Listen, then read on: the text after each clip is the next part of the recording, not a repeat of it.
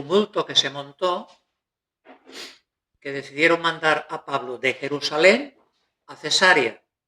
Y allí en Cesarea había un gobernador llamado Félix. Mientras van a llevar a Pablo de Jerusalén a Cesarea, le tenían tanto odio, los judíos, que hubo 40 judíos, aparentemente hermanitos de Pablo, judíos, que se juramentaron con maldición a no comer ni a beber nada hasta que le dieran muerte a Pablo. Y todo esto lo ofrecieron como una ofrenda al sumo sacerdote delante del concilio de Jerusalén. Resulta que de esto se enteró un sobrino de la hermana de Pablo. Y este muchacho fue llevado a la corte y al final pudo hablar delante del comandante y decir: mira, cuando vayas a enviar ahora a mi tío, que es Pablo, de Jerusalén a Cesarea, hay 40 hombres que le están esperando y que han decidido incluso morir antes de que Pablo escape vivo. Y podrán ver en el versículo 23 del capítulo 23 que el propio comandante mandó a 270 hombres que escoltaran a Pablo. 200 eran soldados, después había otro número que eran lanceros y otro número que iban a caballo. En total, 470 personas para escoltar a un hombre. Imagínense. Si nosotros viéramos a un hombre escoltado por 470 personas, diríamos: tremendo rey debe ser esto, tremendo... Pablo, por predicar el evangelio como un terrorista, guardado por los propios romanos. Y ahora, que es ya donde llegamos al capítulo 24, Pablo se halla en Cesarea, lo tienen encarcelado, y el gobernador de Cesarea, que es Antonio Félix, lo va a ver como si fuera un muñequito y hace que le hable, hace que le distraiga, y Pablo, cada vez que le llama, se presenta delante de él. El tema es que era tan importante para los judíos matar a Pablo, que aunque Cesarea está a 120 kilómetros de Jerusalén, el sumo sacerdote, que ya era un hombre anciano, se metió tremendo viaje con parte del concilio y un abogado contratado llamado Tértulo para tratar de desprestigiar y de hundir a Pablo.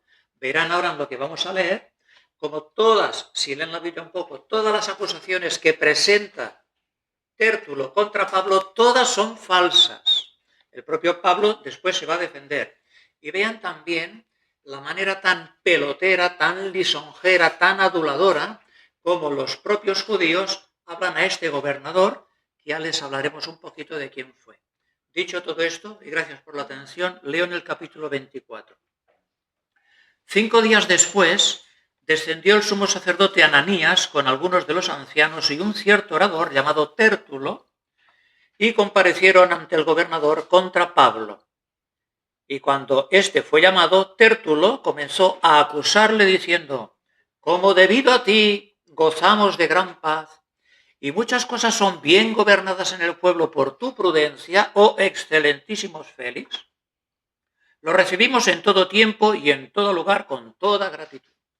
Pero por no molestarte más largamente, te ruego que nos oigas brevemente conforme a tu equidad, porque hemos hallado que este hombre es una plaga y promotor de sediciones entre todos los judíos por todo el mundo y cabecilla de la secta de los nazarenos. Intentó también profanar el templo y prendiéndole, quisimos juzgarle conforme a nuestra ley.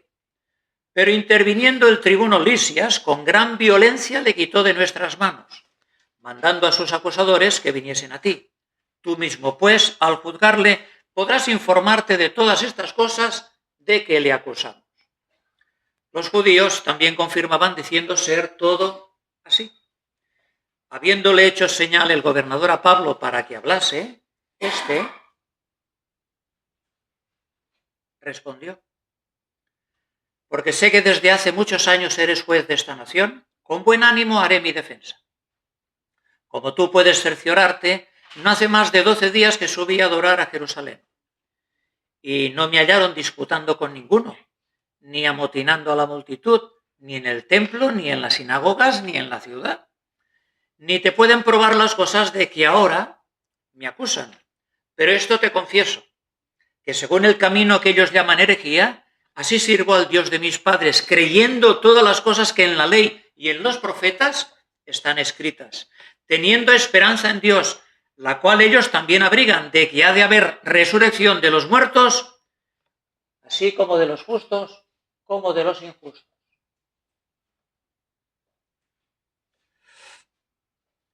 Y por esto procuro tener siempre una conciencia sin ofensa ante Dios y ante los hombres.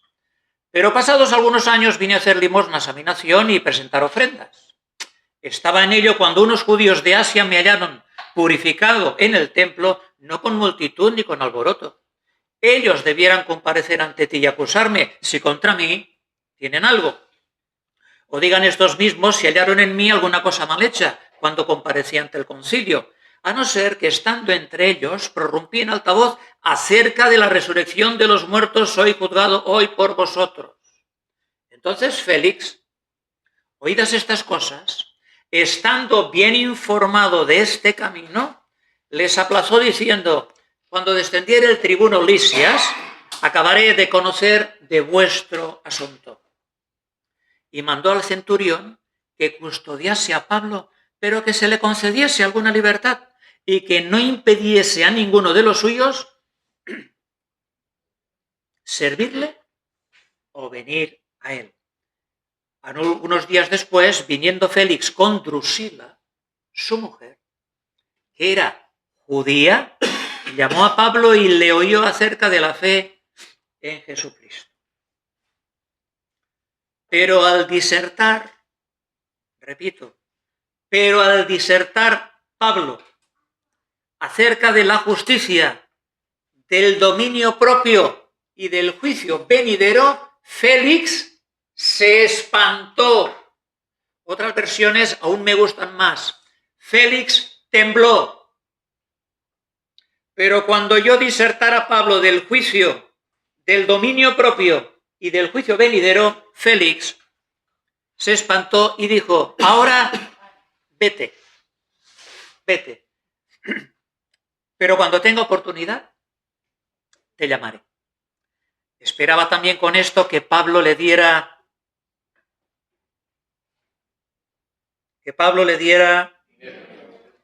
para que le soltase, por lo cual muchas veces lo hacía venir y hablaba con él.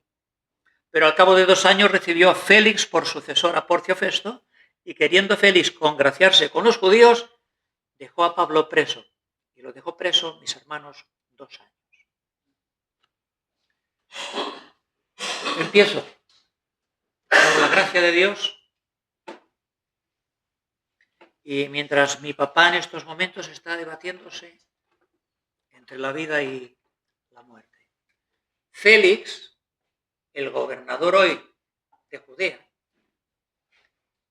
nació de niño siendo esclavo,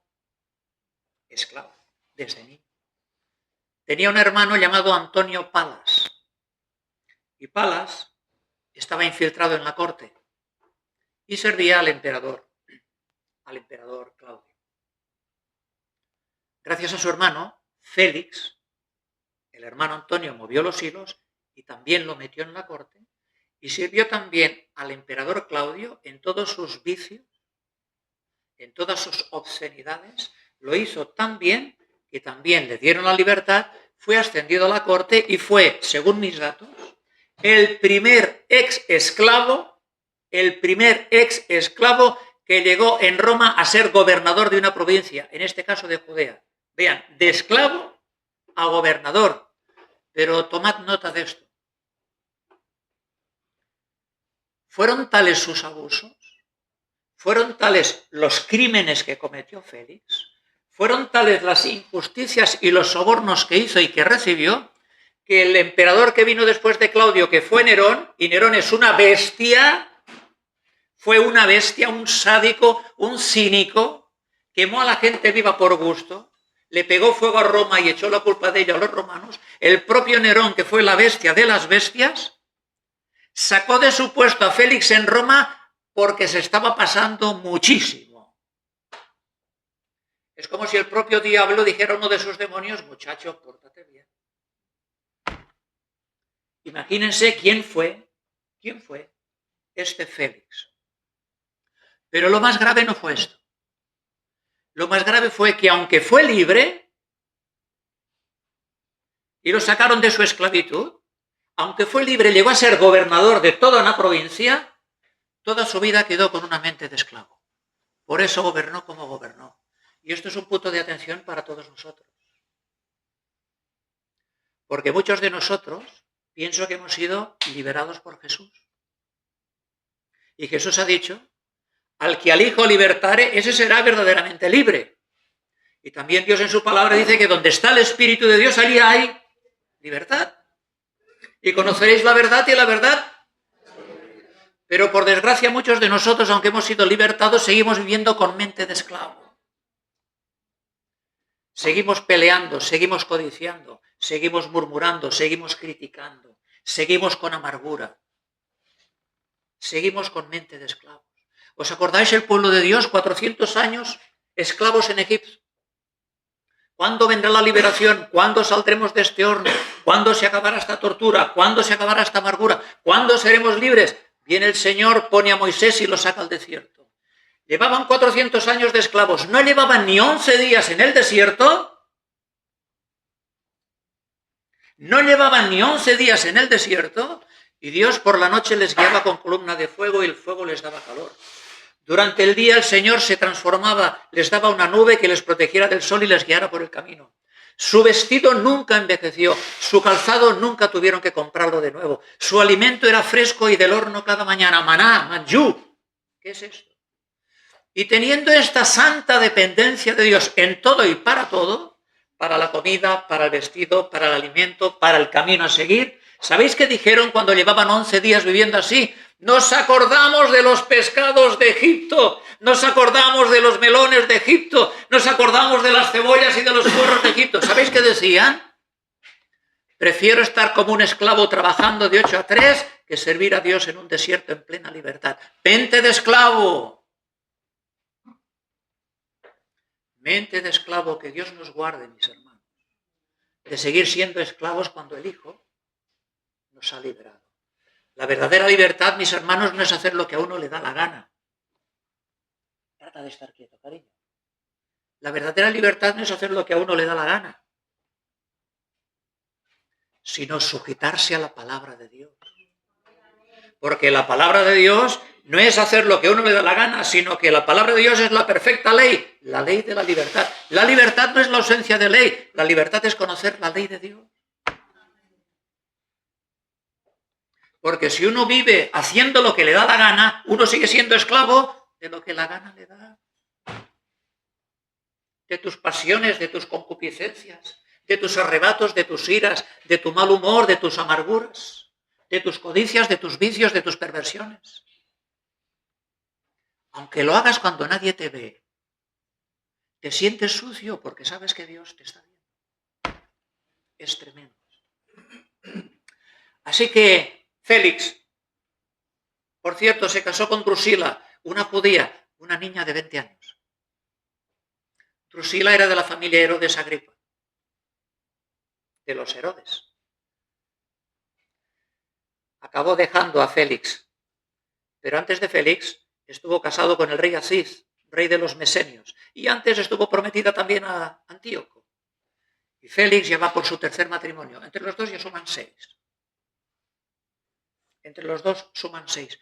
Por eso Pablo les habló de el juicio, de la justicia y del dominio propio. A eso ahora llegaremos.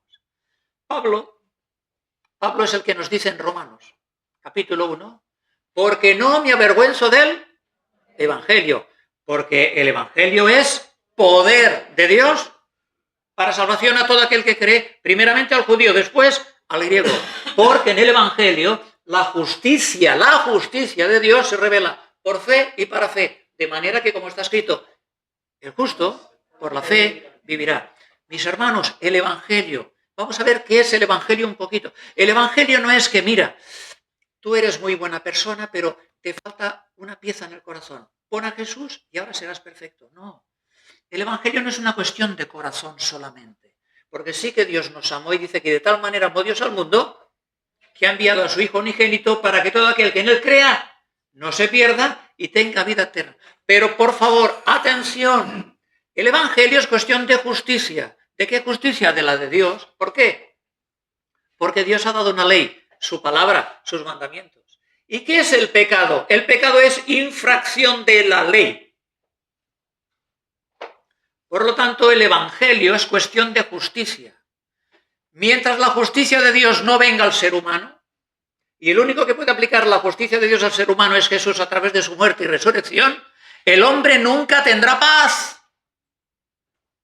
Porque dice la palabra de Dios que justificados pues por la fe, ahora que tenemos paz para con Dios por medio de nuestro Señor Jesucristo. Es un tema de justicia el Evangelio.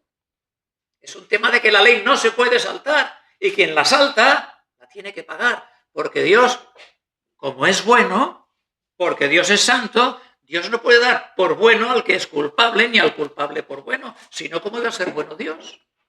Sería injusto. Entonces Pablo, el que nos dice que el Evangelio es poder de Dios, no solo lo dice, lo vive, porque Pablo sin este poder, mis hermanos, ¿cómo pudo enfrentar naufragios, persecuciones, palizas, torturas, cárceles, mientras de cárcel a cárcel iba siendo llevado como un animal de un juicio a otro juicio, de un juzgado a otro juzgado? Y él vivía de tal manera esto como un privilegio que os recuerdo la palabra del domingo pasado. Pablo en un momento dice, pobrecito de mí, que alguien me eche una mano. Mira qué injusta que es la vida, con todo lo bien que me porto y con todo lo que hago, mira cómo me pagan. No, Pablo dice, y aun todo lo que vivo y aun todo lo que sufro, lo tengo por basura, con tal de ganar a Cristo. Y cuantas cosas para mí eran ganancia, las he estimado por pérdida por amor a mi Señor. Eso es poder de Dios. Eso es poder decir, como lo dice también en sus epístolas, yo sé a quién he creído. Y aunque las cosas parece que me van de mal en peor, yo sé en quién he creído y sé que esto no es el fin, sino que espero del Señor la corona que Él ha prometido a los que aman su venida. El que solo vive para esta tierra, mis hermanos, tiene la vida muy corta. Si la esperanza, si el premio, la recompensa, el aliciente, la motivación para vivir aquí es esta vida, es imposible tener este poder y aguantar la que viene sobre un hijo de Dios. Para realmente poder vivir para la gloria de Dios, hay que creer en que Jesús no solo murió, sino en que resucitó y en el poder de su resurrección para con nosotros. Repito, el Evangelio es poder, el poder de su resurrección. Y acordaros que Dios no nos ha dado espíritu de cobardía, sino de amor, de poder, de valentía, de dominio propio. John Bunyan, dicho bien en inglés, John Bunyan, ha escrito el libro más impreso y leído después de la Biblia, El Peregrino. Mati nos habla muchas veces aquí de él, sobre todo Mati. Y él también fue encarcelado y estuvo en prisión por predicar. Y una de las frases famosas de John Bunyan es esta, estando en prisión. Si mañana me sacan de la prisión, si mañana me dan la libertad, volveré a predicar el Evangelio. Porque ¿sabéis por qué estaba en la prisión? Por predicar el Evangelio. Pero es que Pablo supera a este hombre. ¿Por qué? Porque Pablo no dice, si mañana me sacan de la prisión lo predicaré, sino que Pablo hoy está en la prisión y predicando el Evangelio al juez que le tiene que juzgar. Y resulta que el que se queda temblando por la predicación de la palabra es el juez que tiene que juzgar a Pablo, que es el prisionero encadenado. ¿Será poder el Evangelio o no será poder, mis hermanos? Dice Pablo en 2 Timoteo 2:9. Dice que por el Evangelio sufro penalidades, hasta prisiones, a modo de malhechor, como si fuera un delincuente. Pero dice, mas la palabra de Dios no está presa. La palabra de Dios no está presa. Cielo y tierra pasará, pero mis palabras no pasarán. Entonces, punto 1, y entramos ya a poner la comida en la mesa. Buen provecho, mis hermanos. Fijaros primeramente en lo apropiada que fue la palabra de Dios que Pablo predicó a Félix y a Drusila. Sabía quién era uno y sabía quién era otro. Y les habló del juicio, del dominio propio y del juicio venidero. A dos personas que iban por 6 matrimonios. O sea, la mayoría de los predicadores, Dios nos guarde en esta casa, cuando tienen que predicar delante de los gobernantes, delante de los poderosos de este mundo, o delante de los ricos, la mayoría, ¿sabéis qué hacen? Recortan doctrina, rompen hojas de la Biblia y los adulan o los ensalzan o los entretienen. Pero yo os pregunto a vosotros, habiendo quizá aquí en esta mañana personas que si no se arrepienten pasarán el resto de su eternidad condenados en el infierno, ¿creéis que yo, o el que sale aquí delante, puede salir a contar chistes? ¿Puedo salir yo aquí en estas mañanas a contaros cuentos, a entreteneros? ¿Puedo hacer yo esto? Si realmente amo un poquito a Dios y amo a las personas que tengo delante, ¿puedo salir aquí a contar cuentos? ¿Puedo salir aquí a hablar de todas vuestras excelentísimas bondades, como hizo Tértulo delante de Félix? Un pecador corrompido de pies a cabeza, y que lo empezaron a adular y a ensalzar. ¿Podemos hacer esto los predicadores? Cuando delante nuestro tenemos a personas en riesgo de pasar su vida en el infierno por toda la eternidad, ¿estar aquí contando payasadas? ¿Puedo hacer esto, Jonathan? ¿Yo en esta mañana? ¿Crees que sí, hijo?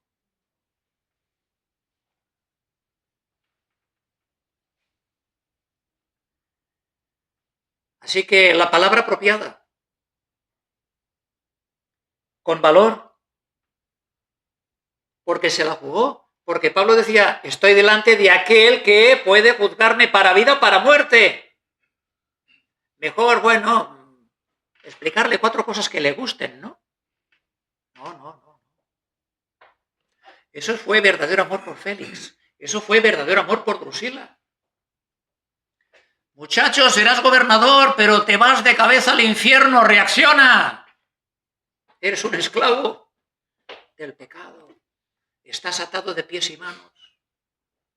Pablo, a pesar de la dureza de la palabra, estaba amando a esas personas. Pablo quería llegar al corazón de esas personas. ¿Para qué? Para que tuvieran convicción de pecado y para que se prepararan para recibir salvación. Para esto el Señor ha llamado a la iglesia a predicar el Evangelio. No es para otra cosa, mis hermanos. No es para entretener a la gente. No es para que la gente se distraiga ni que tengan un buen rato, sino que tengan una eternidad para con Dios, porque esto no es muerto el perro, se acabó la rabia, ni cuando la gente muere, bueno, por fin acabó de sufrir. Bueno, acabó de sufrir, depende para dónde vayas. Eso de acabó de sufrir, depende para dónde vayas, más bien, ahora va a empezar el sufrimiento, dependiendo de a dónde vayas.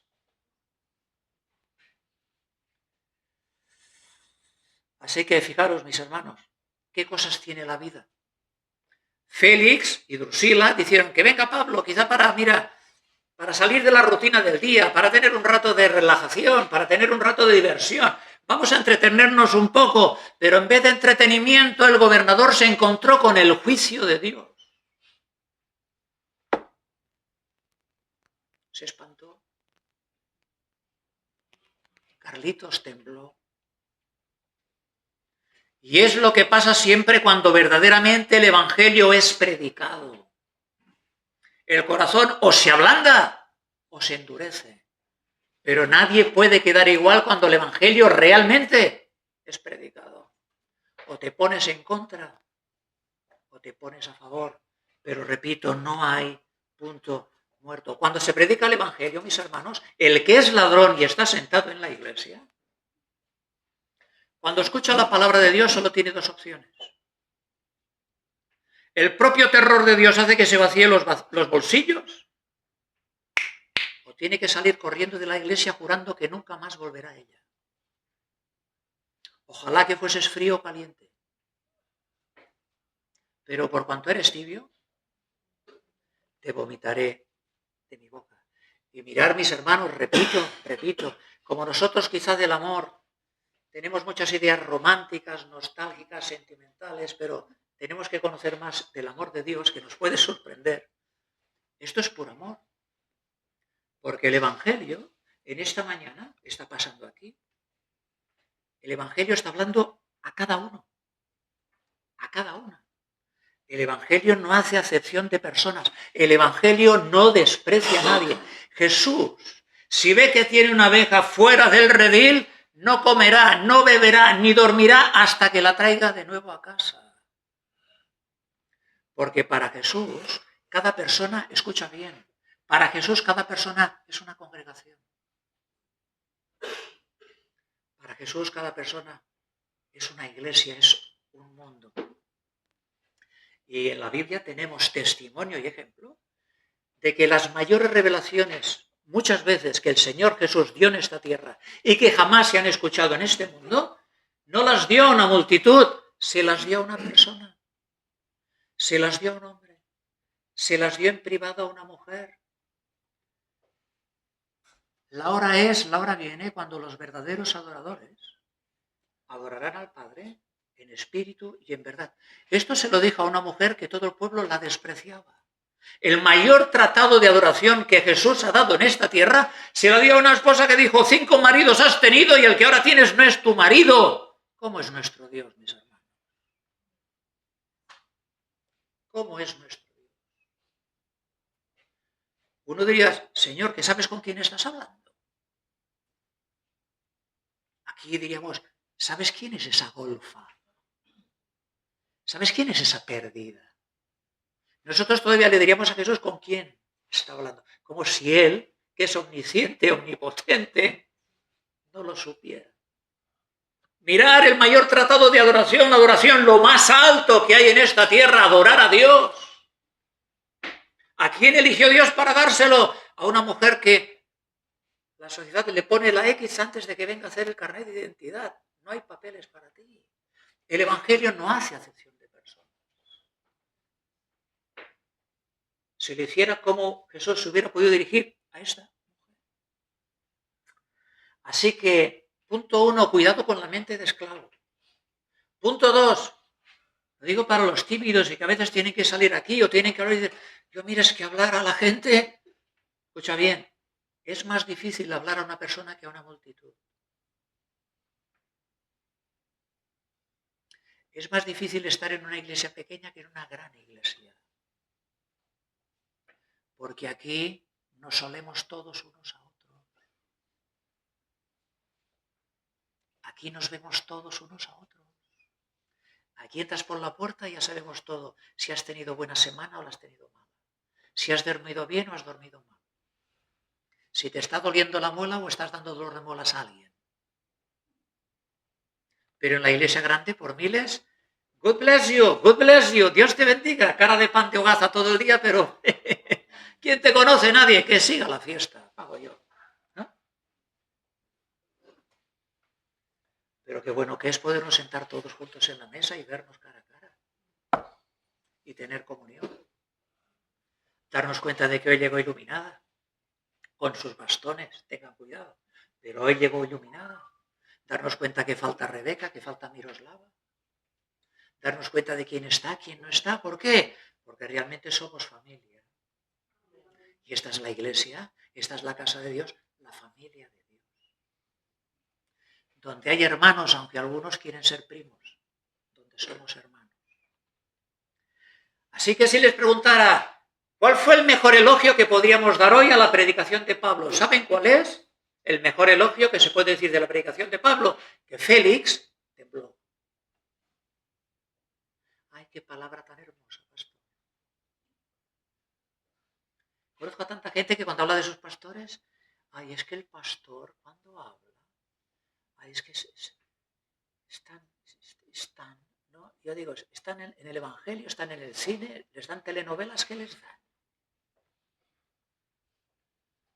Ay, es que nos habla, es un cariño cuando habla mi pastor. ¿Por qué? ¿Qué te cuenta tu pastor? ¿Qué te explica? ¿No te explicará cuentos y por eso se duermen en la iglesia? Félix se puso a temblar. Y ahora aquí vamos a atar en corto ya. Félix se puso a temblar, pero que nadie se equivoque. Se puso a temblar no por Pablo, porque claro, en la carne a quien vemos ahí es a Pablo delante de Félix y Drusila. Si Pablo es el que habla, está claro para nosotros en la carne, como seres humanos, que Félix tembló porque Pablo le habló. No, ponte en el espíritu. Félix tembló porque lo que escuchó fue la palabra de Dios a través de Pablo. Félix tembló porque aunque estaba ese hombre delante, a quien vio Félix fue el Dios de la palabra hablándole al corazón.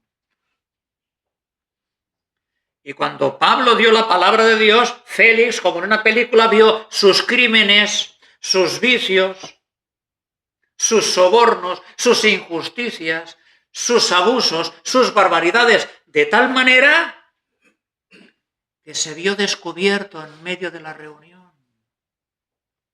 Porque nada podemos delante de la verdad, hermanos.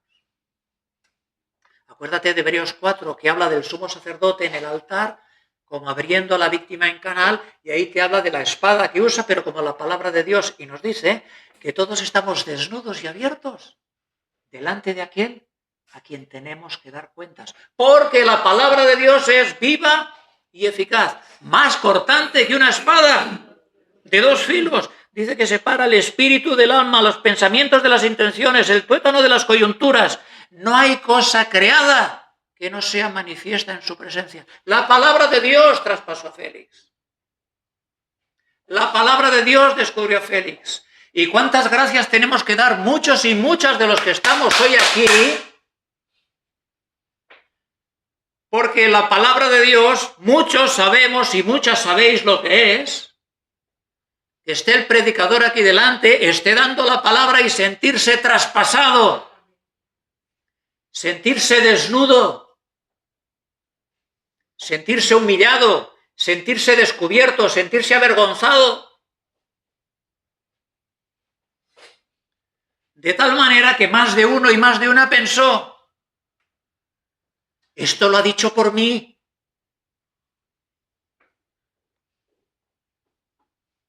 ¿Cómo has sabido esto? ¿Alguien se lo habrá dicho? Pero mis hermanos, por la gracia de Dios, ¿sabéis por qué no hicimos como Félix cuando nos vimos descubiertos y salimos corriendo? Porque por la gracia de Dios, y sigo adelante con la bendita gracia de Dios, allí mismo donde yo fui descubierto, donde mis vicios se hicieron manifiestos, donde mi pecado salió a la luz, allí donde mi conciencia fue iluminada, allí donde fui herido por la palabra de Dios, allí Dios también me dio el remedio y me supo retener con cuerdas de amor para que no escapara de su presencia. Todo es de Él, por Él y para Él. Lo mismo que hizo Félix, Patricia, lo mismo hubiera hecho yo al verme descubierto, al verme delante de la palabra, al verme delante del espejo de la palabra de Dios, salir corriendo. Porque cuando la verdad actúa, esto lo descubren los psicólogos 20 siglos después, cuando la verdad actúa, resulta que las señales de la culpa se manifiestan. Y aparece el rubor, aparece la vergüenza, aparece el temor, aparece el temblor, aparecen las miradas inquietas, violentas, incómodas. Buscamos el escape. De tal manera que Dios usa eso para dar testimonio a otros de lo que nos está pasando dentro. Dime tú cómo yo puedo explicar esto sin un Dios que gobierna toda la humanidad.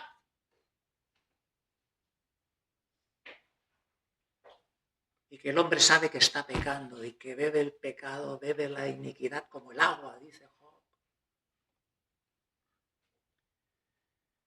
Sí, mis hermanos, solo Dios puede hacer esto. Lo que hizo con Félix lo hizo con nosotros, pero aún hizo más. Porque la salvación es por gracia.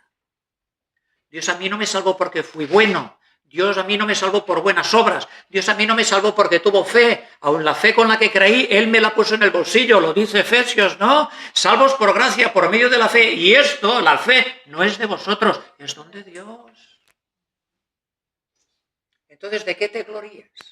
¿De qué sacas pecho como si tú tuvieras algo o yo hubiera aportado algo? ¿Qué tienes que no hayas recibido? ¿No es una maravilla la palabra de Dios, hermano? Dicho de otra manera, Dios nos dio a nosotros la fe y el arrepentimiento, porque el verdadero arrepentimiento hace que un hombre, una mujer, un niño, una niña, allí donde recibió la herida y fue descubierto, allí también reciba la medicina para la gloria de Dios. Porque si no, una vez herido, ¿qué harías? Saldrías corriendo. Cuando ves la que te va a caer encima. ¿Qué hizo Félix? Ánimo, ya está. Ánimo. Recuerda quién está detrás del sueño. Pero escucha, no te quedes con las emociones. Porque Félix se espantó. Félix tembló. Pero dijo, mañana. Ya te escucharé otro día. No te fíes de las emociones.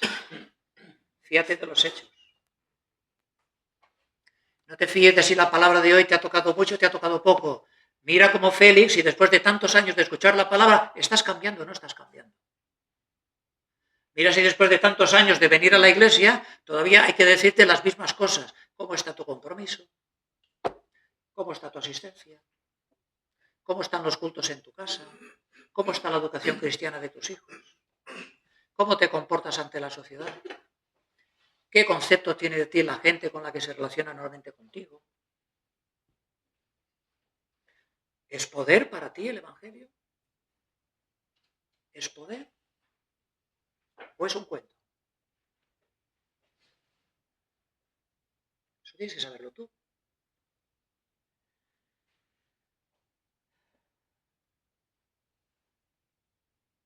Se necesita, sí, la palabra de Dios. Se necesita, sí, la predicación. Dios lo ha establecido. Agradó a Dios salvar a los incrédulos, salvar a este mundo por la locura de la predicación. Pero la predicación y algo más, porque Félix escuchó la palabra, pero no se arrepintió.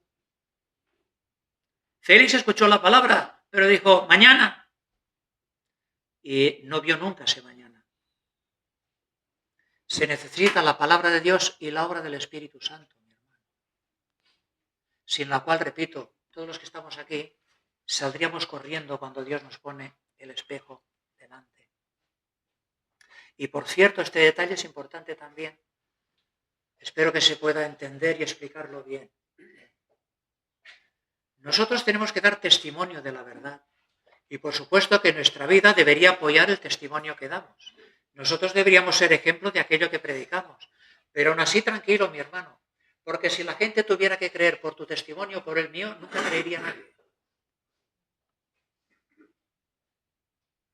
Porque en el caso de Pablo, hombre, si Félix se hubiera criado con Pablo, hubiera visto al Pablo de antes, al Pablo de después, hubiera conocido toda la vida de Pablo, se hubiera dado cuenta que algo pasó con Pablo, ¿no? Pero Félix se encuentra delante de Pablo y Félix no tiene ni idea de quién es Pablo. Entonces, ¿por qué va a creer a Pablo? Él no conoce a Pablo. Lo que trato de decirte es que la verdad está por encima de nosotros. Por supuesto que nosotros podemos ensuciar la verdad o limpiarla, pero nunca destruirla. Por eso nada podemos contra la verdad. La verdad, no solo es el concepto con el hecho que decía mi pastor, don Jorge Pradas, el concepto y con el hecho, el concepto de la verdad más la realidad, sino que la verdad para nosotros no es un término filosófico, ético, moral. La verdad es una persona. Y esa persona es Dios. Y Dios es omnipotente. Por eso no podemos contra la verdad. Y Jesucristo ha dejado bien dicho que Él es el camino. Listo. Así que Félix, ostras, qué asombro. Ostras, qué pasada. El gobernador temblando cuando yo le estaba predicando. No, hombre, lo más asombroso es que tembló, pero no cambió. Eso es lo más asombroso. Eso es lo alucinante. Tener al mayor predicador. Hablo como hombre, porque el Señor es Dios y es hombre. Y estuvo en esta tierra y predicó. Pero como hombre, Fijaros cómo es Dios. Pone al mayor predicador que habrá nunca en esta tierra, Pablo, Saulo de Tarso, pone al mayor predicador que ha escrito la mayoría de las cartas del Nuevo Testamento delante de un gobernador para que le dé testimonio, para que le explique la palabra, cuando Dios sabe que ese gobernador y su esposa no lo van a creer. Uno diría, este negocio no funciona, esto es un despilfarro. Qué diferente que es Dios de nosotros, mis hermanos. ¿Para qué le vas a predicar? Pues resulta que puso delante de ese gobernador al mayor predicador delante de todos los tiempos sabidos y por haber, Saulo de Tarso. Saulo que recibió el Evangelio por revelación en el desierto de Arabia del Señor. Saulo de Tarso que, repito, escribe la mayoría de las cartas del Nuevo Testamento. Saulo que dice a la iglesia de Corinto, yo hablo en lenguas más que todos vosotros. Saulo que por su mano el Señor ha resucitado muertos. Saulo, delante de Félix, el malvado, despiadado, brutal, asesino, criminal, injusto juez, a Saulo. El mejor que tengo para ti, el peor de los que hay. El mejor para el peor. ¿Harías tú lo mismo?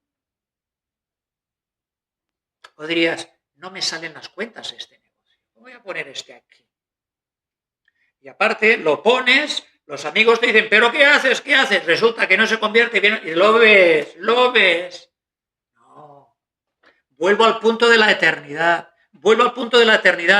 Somos seres eternos, hay que tener la vista un poquito más larga de lo que vemos, mis hermanos. ¿Qué podrá decir Félix en el día del juicio final? Te puse al mayor predicador que tenía prisionero delante tuyo, lo trataste como un perro, jugaste con él, para que toda boca se cierre y quede claro, hombre, quien quiera que tú seas, que no tienes excusa. Tú mismo te asustaste, tú mismo te espantaste, tú mismo pediste que se fuera. Esto no termina aquí. Esto se decide aquí. Pero esto no termina aquí. O dicho de otra manera, Dios permite que el Evangelio sea predicado a la gente que lo va a despreciar. ¿Escuchas eso?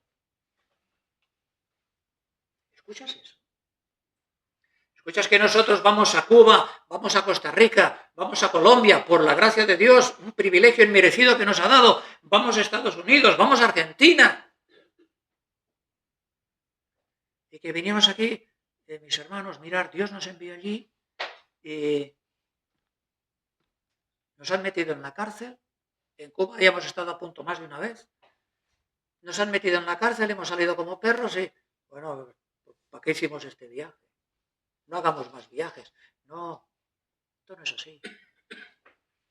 Nuestro éxito no son los números. Nuestro éxito no es que la iglesia esté llena. Ojalá que Dios la llene si quiere. Nuestro éxito, nuestro único éxito es ser fieles a la palabra de Dios. Yo hice lo que tú me mandaste, Señor. El resultado es cosa tuya, no mía. Yo fui donde tú me enviaste, pero el que salva a la gente no soy yo, eres tú. Quien cambia los corazones no es ningún hombre, es el Dios tres veces santo. Así que vean, esto en cuanto a Félix, pero ¿y Drusila, hermana de Herodes Agripa, hija de Herodes? Ustedes saben los testimonios que tuvo la casa de los reyes Herodes de Dios. Uno de los Herodes mató a Jacobo a espada. Y la gente vio como su cuerpo era comido por los gusanos. Otro Herodes mató a todos los niños de Jerusalén. Herodes fue el que le dijo a los magos de Oriente, decidme dónde está el niño porque yo también quiero ir y adorarle. Herodes fue aquel día que la hija de su esposa empezó a danzar, quedó ensimismado con la muchacha y como iba un poquito calentito también de la fiesta del vino, dijo, todo lo que me pidas te lo daré, hasta la mitad de mi reino. Y la nena, antes de pedirle, fue a consultar con la mamá. ¿Sí? Los buitres andan juntos. Mamá, ¿qué le pediré? La cabeza de Juan el Bautista. Los Herodes Y una vez más, una hija de Herodes tiene a Pablo delante de sus narices predicándole de la justicia, del dominio propio y del juicio venidero. Dice Spurgeon, todos los hombres tienen sus advertencias y cada hombre que muere ha tenido una última advertencia. Quizá esta sea tu última advertencia hoy, dijo cuando predicaba en Londres, y lo digo hoy predicando aquí, porque la palabra de Dios es actual.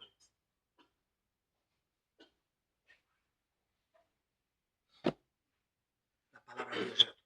Y termino. Qué modernos somos hoy con la psicología, con la pedagogía, con la filosofía, con las ciencias, con la neurología. ¿Quién no ha oído hablar hoy aquí de una palabra que suena un poco extraña, pero es muy actual? La procrastinación. Procrastinar. Esto explicado así entre nosotros, entre la familia, sería aquella costumbre, aquel hábito de que es al revés de decir, no dejes para mañana lo que puedas hacer hoy. Es aquel acto, aquel hábito de estar siempre retrasando cosas que son importantes, cosas que son necesarias, y aplazarlas por otras que son, quizá me gustan más, me dan más marcha, me dan más brío, me llena la adrenalina, pero no son las que tocan ahora. Procrastinar, dejar lo que realmente tengo que hacer hoy, lo que hoy importa, lo que hoy Dios me está demandando, por cosas que realmente ahora es igual si las haces o las dejas de hacer. Técnicamente es la acción o el hábito de retrasar actividades o situaciones que deben atenderse por miedo a afrontarlas o por pereza a realizarlas. Félix procrastinador. La palabra de Dios te lo explica todo, mi hermano. En la palabra de Dios está todo. Ahora hay que saber encontrarlo. Por eso hay que estudiarla. A la palabra de Dios no hay que añadirle nada, ni hacerla actual, ni pegarle la Wikipedia. También decía Spurgeon, mi hermano despierta, no es tu pobre huevo de pensamiento al que la palabra tiene que adaptarse, sino este huevo a la palabra. Así que Félix procrastinó, dijo mañana, y que se sepa Félix, creo que en la presencia del Señor no está. Y su esposa Drusila murió con su hija, enterrada por la lava del volcán Vesubio, en Pompeya, cuando cayó en Pompeya y en Herculano. Allí quedó. Uno y el otro, mañana. ¿Recuerdas el Evangelio? ¿Recuerdas al Espíritu Santo hablando en Hebreos? Si escuchares hoy su voz,